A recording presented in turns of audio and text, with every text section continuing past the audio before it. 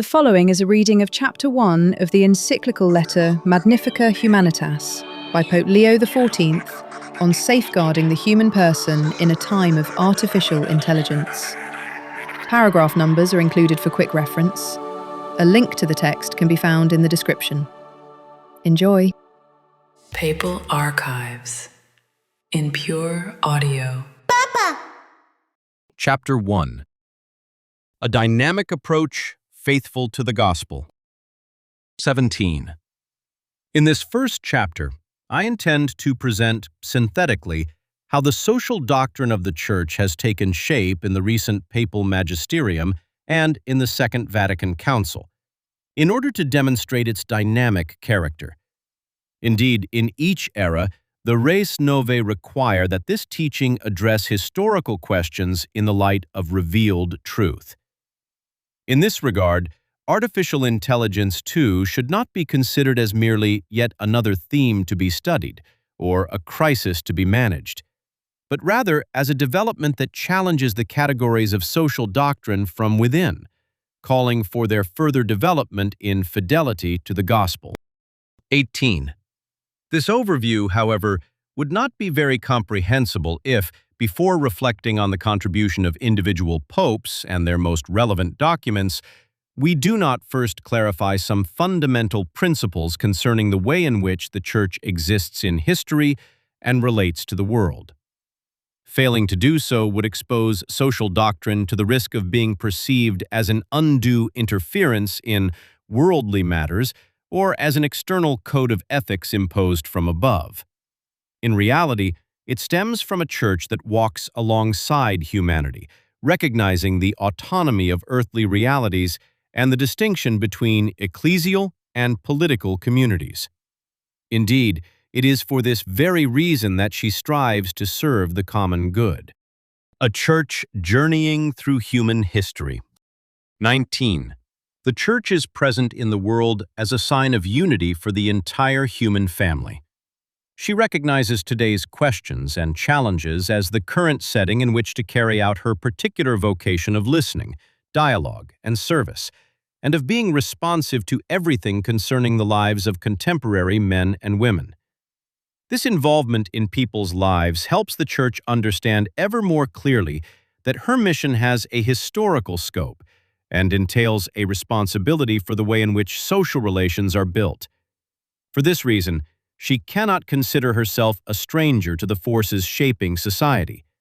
On the contrary, the Church actively participates in the processes by which society grows and is organized, and she offers her own contribution to the creation of a more just and fraternal society.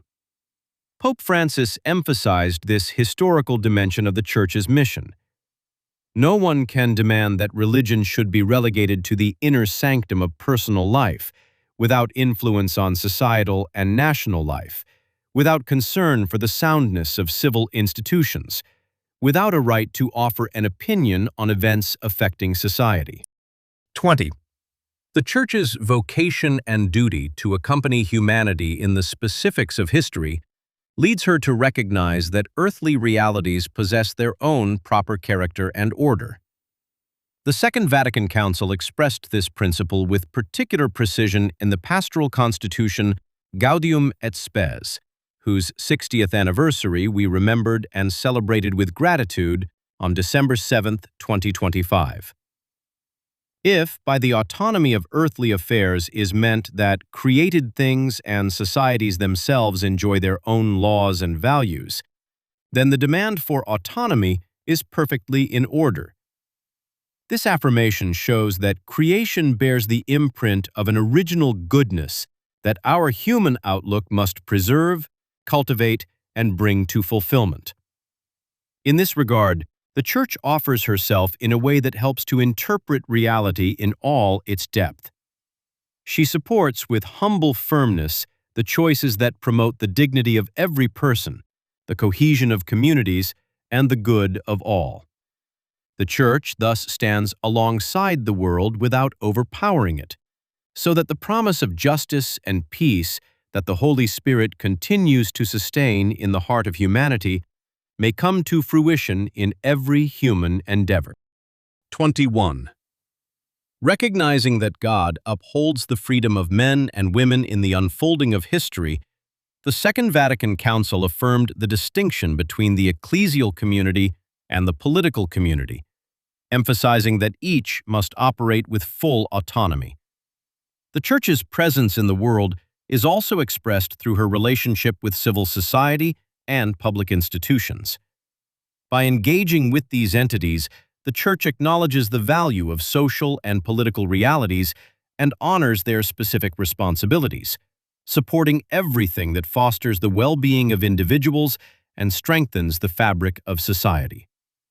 The Church does not claim to assume the functions belonging to the state. On the contrary, she esteems those who serve the common good, and she firmly acknowledges the responsibility that civil institutions hold within society. At the same time, the mission entrusted to the Church prompts her to address the real suffering of the men and women of our time. This closeness does not stem from an intent to supplant civil institutions, much less from an implicit criticism of their work. Rather, it stems from evangelical charity, which impels the Church to draw near to the wounds of humanity whenever they surface with greater severity. When the Church intervenes, she does so following the example of the Good Samaritan, with discretion and closeness, aware that what arises from urgent necessity cannot become the norm, nor replace the institutional responsibilities proper to the civil community. 22. Starting from this twofold acknowledgement, the autonomy of earthly realities and the distinction between ecclesiastical and political spheres of competence, allows for a clearer understanding of the direction that the Second Vatican Council set for the Church in her relationship with the world. Gaudium et Spes reminds us that it is the task of the whole people of God, particularly of its pastors and theologians, to listen to and distinguish the many voices of our times and to interpret them in the light of God's Word, in order that the revealed truth may be more deeply penetrated, better understood, and more suitably presented. Listening to the many voices is no mere sociological exercise, but instead requires spiritual discernment. Guided by the Spirit, the people of God come to recognize in cultural and social transformations both the signs of the presence of Christ, who comes and guides history toward its fulfillment, and those aberrations that obscure his face. In this way, the essential core of revealed truth is not altered, but made explicit and adopted as a living standard for guiding concrete choices, inspiring paths of personal and communal conversion, promoting structural reforms, and supporting new forms of evangelical witness in public life. History is thus understood as one of the places in which the Church allows herself to be taught by the Spirit about the humanizing power of the gospel, and she learns to develop her own teaching at the service of the dignity of every person and the good of all peoples. The wisdom of the Word of God in dialogue with the human sciences. 23.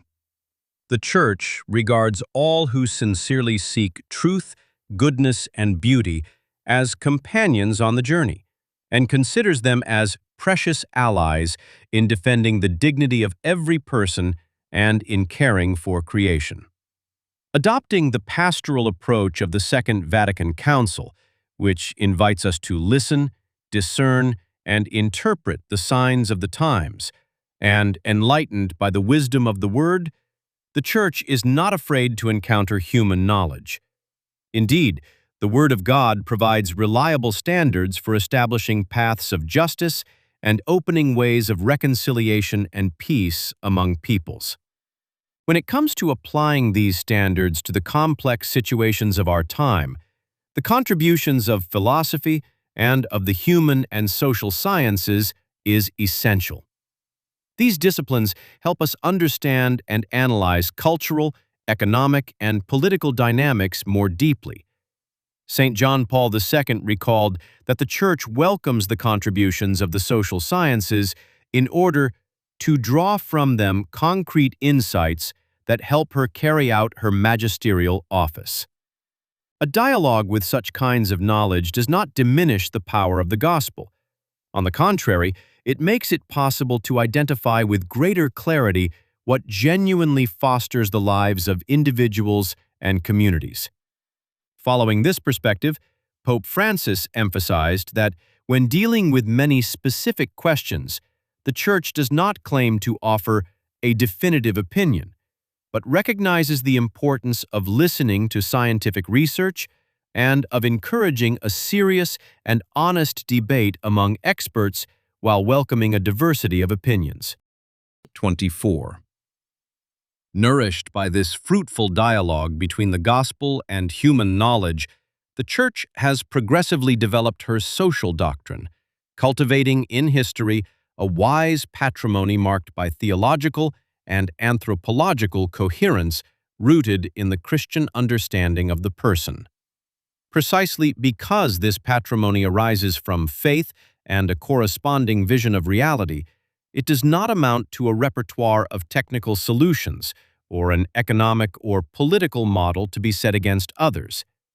Instead, it belongs to a different order, namely that of the principles that guide the interpretation of events and sustain an evangelical understanding of historical processes and the choices these entail. Herein lies the proper function of social doctrine, which does not claim to supplant the responsibilities of politics or institutions, but offers itself as a foundation for collective discernment, helping to recognize and promote whatever serves the dignity of persons, the vitality of communities, and the common good. Social doctrine as a shared discernment. 25. Understanding that the truth is a gift to be shared, not a possession to be monopolized, frees the Church from the temptation of seeking forms of presence based on power. In order to rediscover the evangelical approach of a gentle proclamation of truth that is not imposed, St. John Paul II invited us to examine honestly the times when acquiescence was given to intolerance and even the use of violence in the service of truth. In this same vein, I too have reaffirmed that the Church does not claim to possess a monopoly on truth, because truth is not a territory to be defended, but a good to be shared. For his part, Pope Francis expressed this same perspective in his striking phrase, "Time is greater than space." What matters most is not occupying positions of power or defending cultural strongholds, but initiating good processes and enabling them to mature. In this way, the truth of the gospel is not imposed from above, but grows over time within the concrete interweaving of lives, communities, and cultures. This is not a truth that fears diversity, but instead welcomes and guides it. It does not eliminate conflicts, but transforms them, reuniting that which history tends to scatter. This concept can also be illustrated by the image of a multifaceted polyhedron, in which the one truth of the gospel is reflected from different angles. 26. This attitude of openness to truth, which is at the same time both one and diverse, profoundly expresses the Catholicity of the Church, for she embraces the entire human family, yet is also immersed in the concrete situations of peoples and cultures. The Second Vatican Council reminds us that, in virtue of this very Catholicity, each part contributes its own gifts to other parts and to the entire Church. In this way, the Church grows as a whole and as individual communities, thanks to a mutual exchange and to shared efforts toward an ever fuller communion.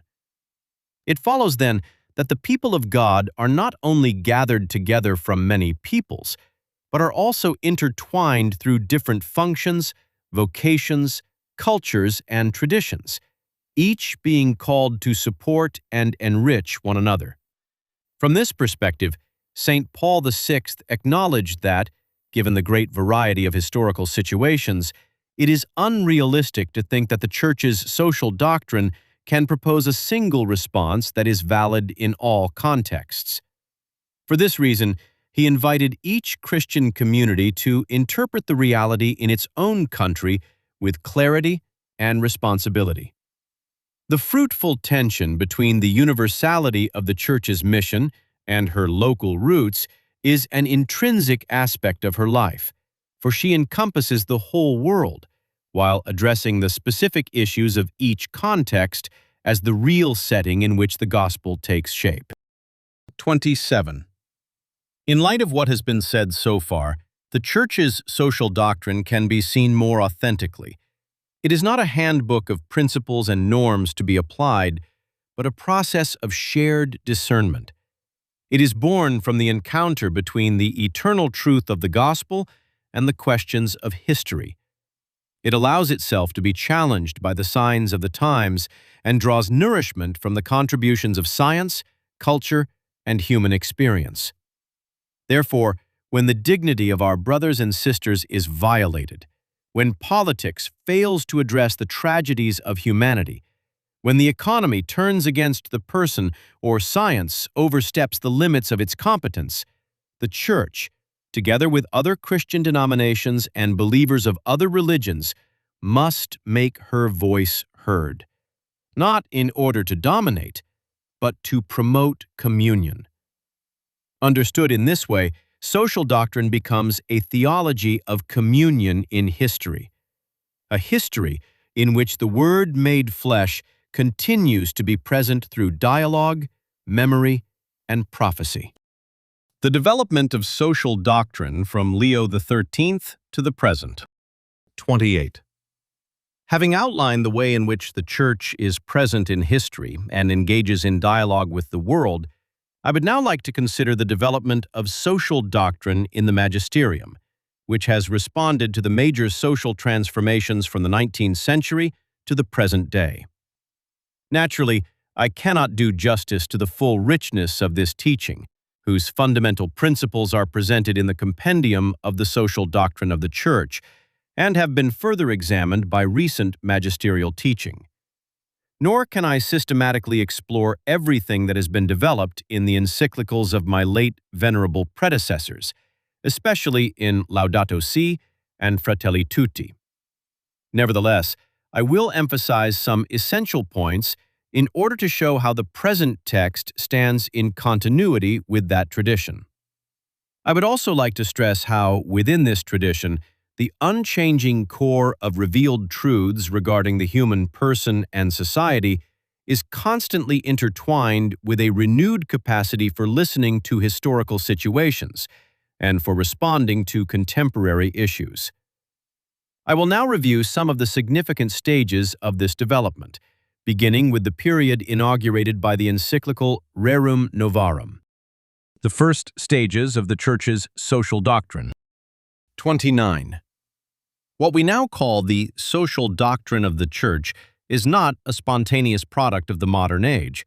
Instead, it is the fruit of receiving and structuring a long tradition of ecclesial reflection on life in society, rooted in sacred scripture, the Church Fathers, and the theological and legal developments of the Middle Ages and modern era.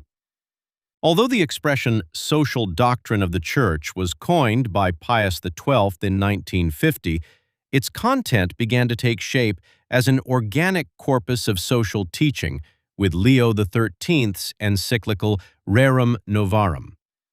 Confronted with the new things of his time, the conflict between capital and labor, the question of the workforce, and economic and social transformations, Leo XIII did not limit himself merely to acknowledging the unrest, but saw these situations as an area for the Church's pastoral mission.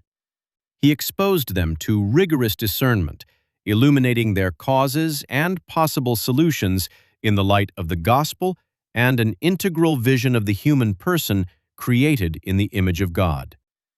St. John Paul II regarded this approach as a lasting paradigm of social doctrine, an exemplary practice through which the Church, when faced with historical changes, exercises her right and duty to examine social realities, make pronouncements about them, and indicate paths for finding just solutions.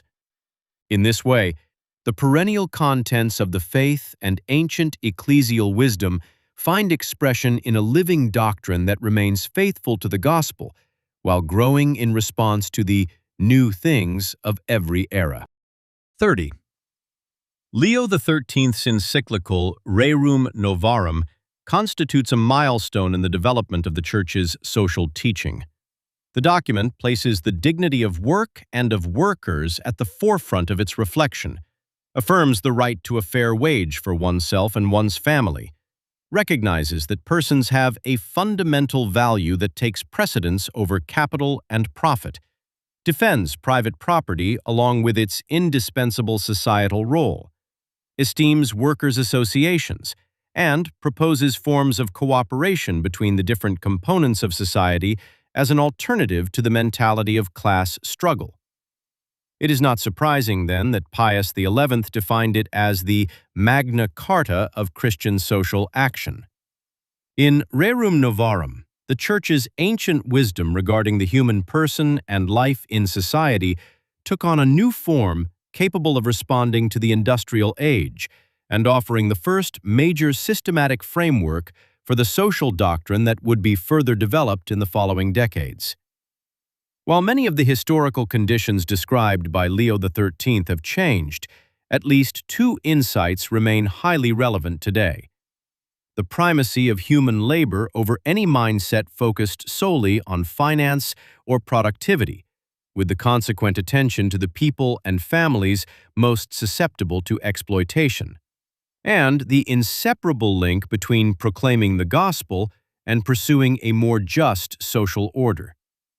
Rerum Novarum thereby continues to remind us that there is no authentic evangelization that does not also affect the structures of human society.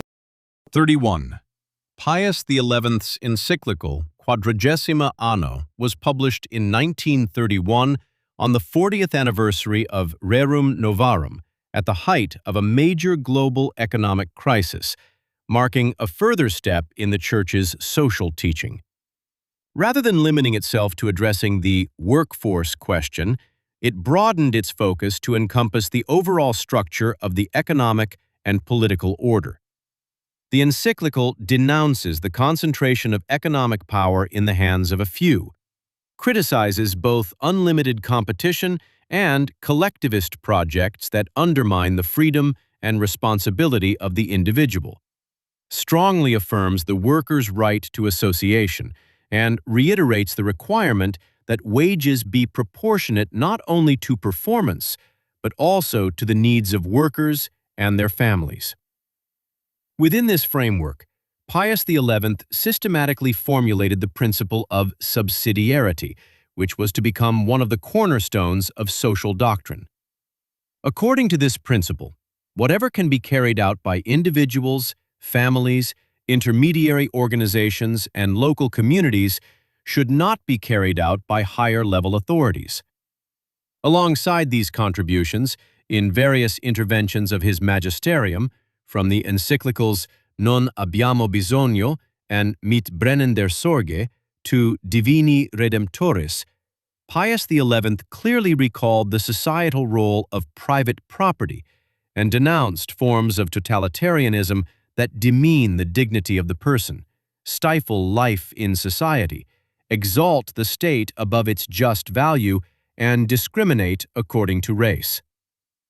At least three insights of his social teaching remain particularly relevant today: the awareness that injustice concerns not only individual behavior, but also economic and institutional structures; the importance of the principle of subsidiarity, which calls for the strengthening of the fabric of associations and communities while avoiding further centralization of power; and the link between the dignity of work, fair remuneration, and the genuine possibility for families to lead a dignified life. 32. In the tragic context of the Second World War and the years of Reconstruction that followed, the teachings of Pius XII made a significant contribution to the development of social doctrine. This is particularly true of his Christmas radio messages, in which he outlined the framework of an international order based on justice, peace, and the recognition of human dignity. In these messages, the Pope proposed a dialogue with society based on an appeal to natural law, understood as a set of objective principles that precede the interests of individuals and states, and which must regulate both the internal life of nations and their mutual relations. Pius XII also attributed a decisive role to professional associations, labor unions, and the various intermediary organizations in the economic and social order. He recognized these organized forms of society as an essential safeguard for civil equilibrium and for protecting the common good. He affirmed the need for a sound rule of law for guarding against the abuse of power, and he recognized democracy as a means for ensuring the proper exercise of authority. At the same time, he warned against any attempt to base law on utility or force, recalling that an international order governed by the advantage of the strongest exposes weaker peoples to oppression and fundamentally undermines trust between nations. Finally, Pius XII identified profound economic imbalances between countries as one of the factors fueling conflicts. Three guidelines remain particularly significant for our own times, currently marked by new forms of global power and growing inequalities.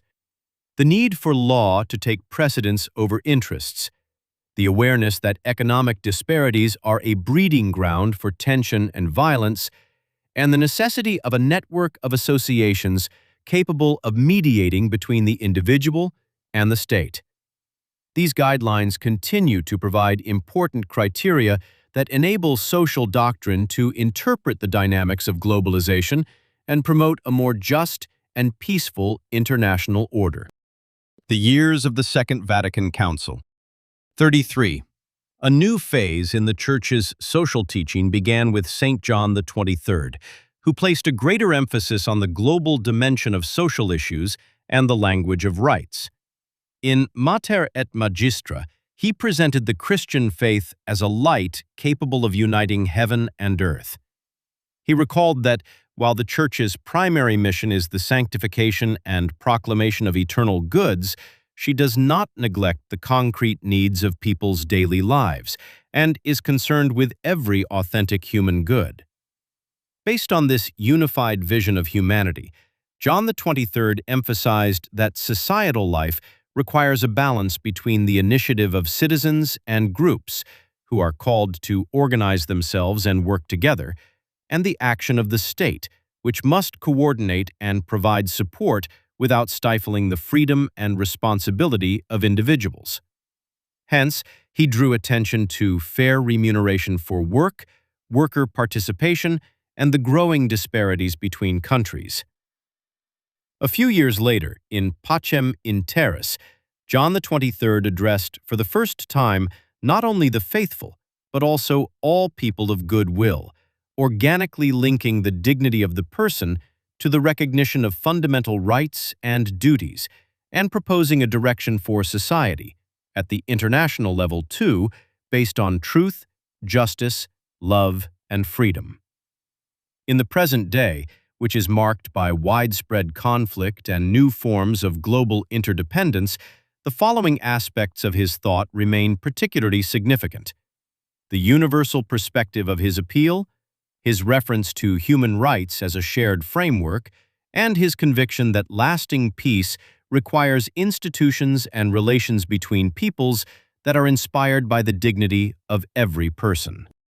34. The Second Vatican Council marked a turning point in the Church's understanding of herself in the contemporary world.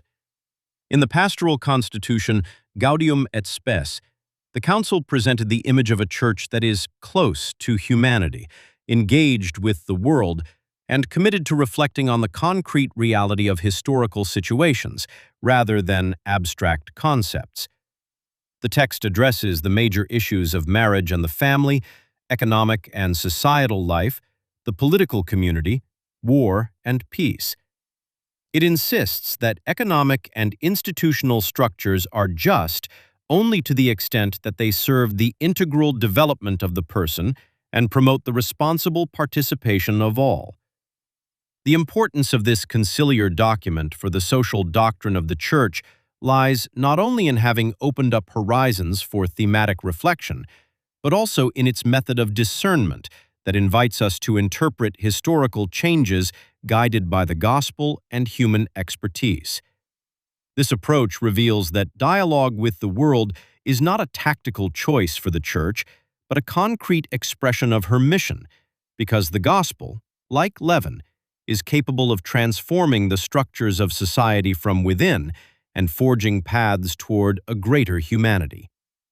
The declaration Dignitatis Humanae can be included in the same context. Here, the Council recognized that religious freedom is a fundamental right grounded in human dignity that must be guaranteed by law, so as to prevent people from being forced to act against their conscience or impeded from seeking and professing the truth both privately and publicly. This principle is highly relevant today and continues to provide social doctrine with decisive criteria for protecting individuals and building pluralistic and peaceful societies. 35. During the pontificate of St. Paul VI, an understanding of peace emerged that was not reduced to the mere absence of war, but took shape within the scope of integral human development. In Populorum Progressio, he described development as a transition from less humane to more humane living conditions. He further understood it as a process that concerns each person and the whole person, that is, every dimension of the person and all people without exception. For this reason, Paul VI could affirm that development understood in this way is, in reality, the new name for peace, because it aims to eradicate the roots of injustice and conflict and create opportunities for a more dignified life for all. The establishment of the Pontifical Commission Justitia et Pax should also be seen in this light as an attempt to give stable form to this insight at the ecclesial and international levels, while bearing in mind the growing gap between rich and poor countries and the need for policies that genuinely promote more humane living conditions for all. 36. In Octogesima Adveniens, written on the occasion of the 80th anniversary of Rerum Novarum, Paul VI applied this perspective to post-industrial society, marked by urbanization, new forms of poverty, and rapid cultural changes that called into question the future of individuals and communities. Paul VI believed that although the gospel was proclaimed, written, and lived out in a historical and cultural context very different from our own, its message was not outdated. Instead, it offers a vision of the human person, relationships, authority, and the common good that is still capable of guiding economic, political, and cultural choices today. In other words, the gospel remains relevant because it provides the criteria for recognizing what humanizes or dehumanizes and what liberates or oppresses in ever-changing situations.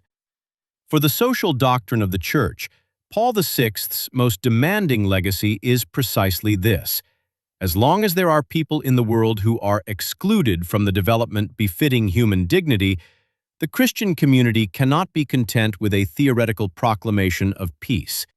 Rather, beginning where people are marginalized, it must allow the gospel to pass judgment on those economic and political structures which, as John Paul II would later remind us, can become veritable structures of sin. As a result, no person or people will be treated as expendable in the processes of development. The recent magisterium. 37. The rich social teaching of St. John Paul II lies at the crossroads of the crisis of the great ideological systems of the 20th century and the onset of economic globalization. His encyclical Laborium Exercens, written 90 years after the publication of Rerum Novarum, opened up a new avenue for reflection on work. It presents fair wages as the concrete means of verifying the justness of the entire socio-economic system, because they reveal whether the worker is treated as a person or merely as a cost of production. Work is not considered simply as a problem to be dealt with or a means of generating income, but a fundamental good for the person, a principle of economic activity and the key to the entire societal question. Through work, human beings bring their freedom, creativity, and capacity for cooperation into play, contributing to the cultural and moral elevation of society.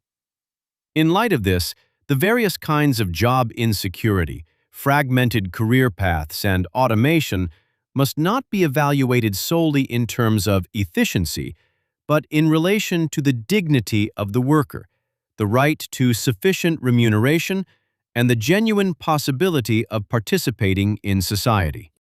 38.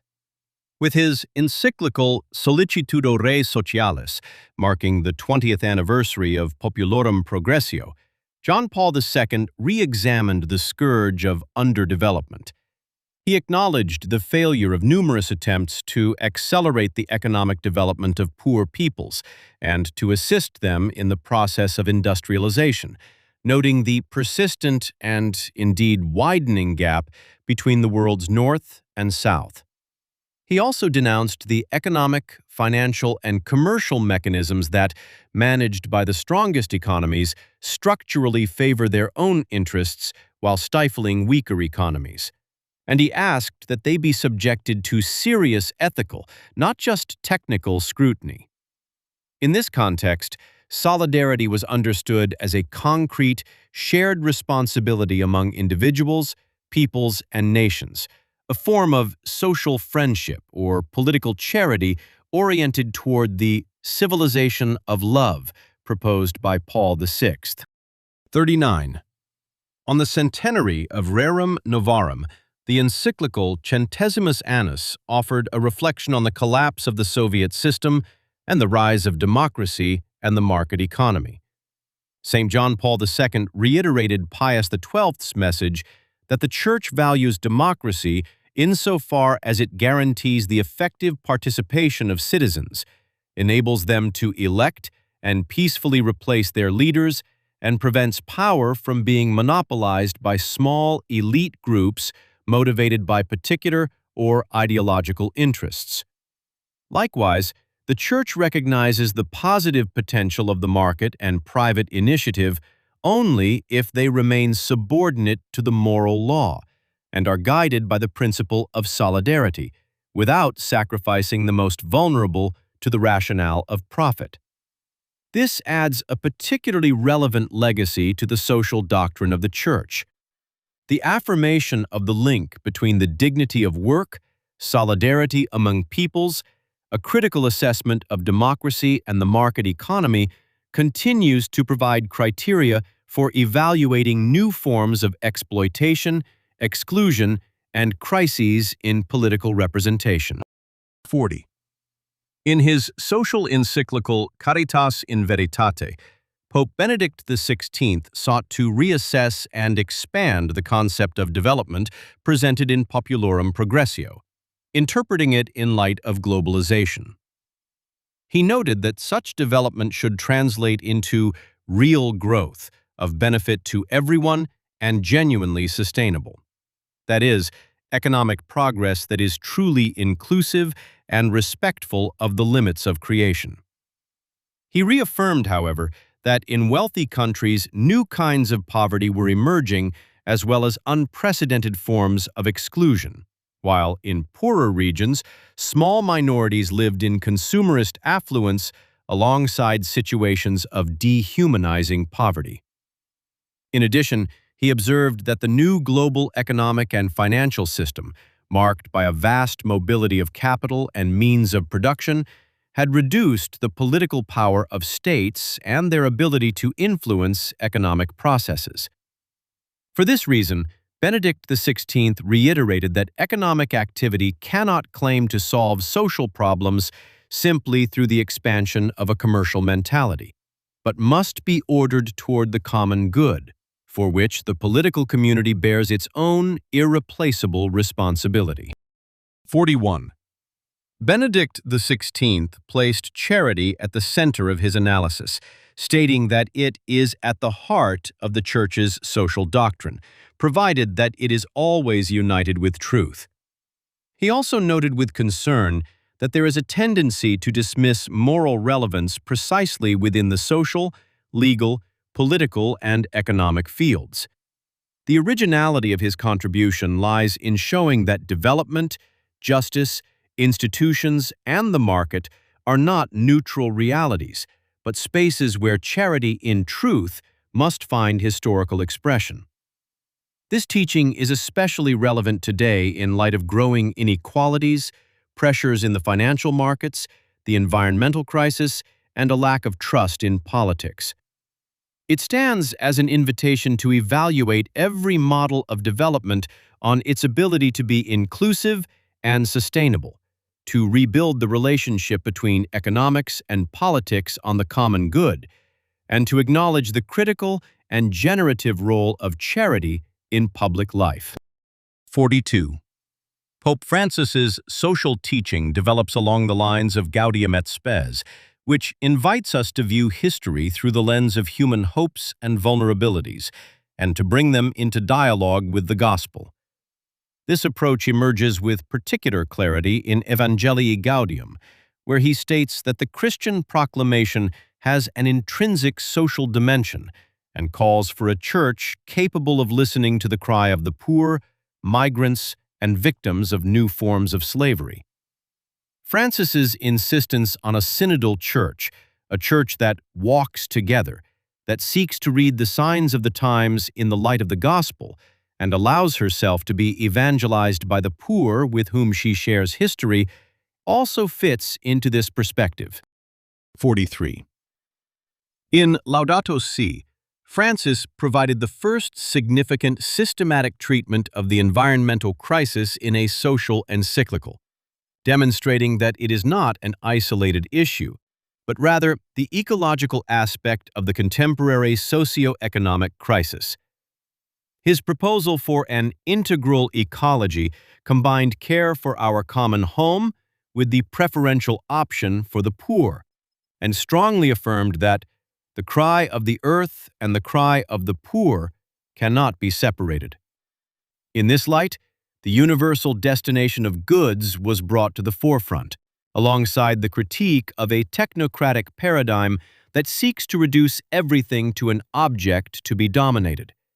The defense of human labor threatened by the mindset of waste, and the need for intergenerational justice. Finally, he advocated for genuine dialogue between those working in the fields of politics and finance, so that neither would become self-referential. 44. Faced with the breakdown of the social fabric, a world war being fought piecemeal, individualistic globalization, and the impact of the pandemic on community ties, Francis, in Fratelli Tutti, sought to revive the dream of a humanity that opts for social friendship and universal fraternity. He proposed a culture of encounter, a better politics, capable of seeking the common good, paths of reconciliation, and a world that ensures land, housing, and work for all. Finally, in Dilexit Nos, he showed that these significant social endeavors cannot be separated from a personal relationship with Christ. Turning to the Word of God, he reminded us that the truest response to the love of the heart of Jesus is concrete love for our brothers and sisters, and affirmed that there is no greater way for us to return love for love. Interpreting history in the light of faith. 45. Considering this historical overview, it is clear that the Church's social doctrine is not the result of a project devised at a desk, but rather the product of a patient process in which each pontiff, together with the Second Vatican Council, made a unique contribution in light of the new things of each particular era.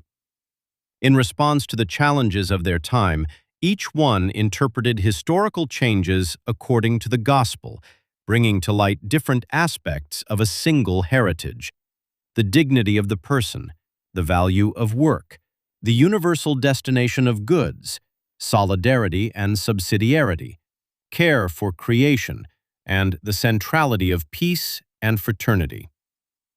The result is a harmonious, though not always linear, development that is marked by different emphases, progressive insights, and at times changes in perspective that do not break with what came before, but allow its implications to mature. If today we can speak of a corpus of shared principles and criteria, it is because this faith-based interpretation of history has never been interrupted, remaining ever open to the challenges posed by each generation. It is to the great principles of social doctrine, which direct the discernment of believers in their personal and public lives, that I now wish to turn our attention, in order to grasp more effectively their internal coherence and capacity to guide our times. This concludes the reading of Chapter 1 of Magnifica Humanitas. Please like, follow, and subscribe to find the other chapters and readings of other papal documents. Thank you for listening. Papal Archives in pure audio. Papa!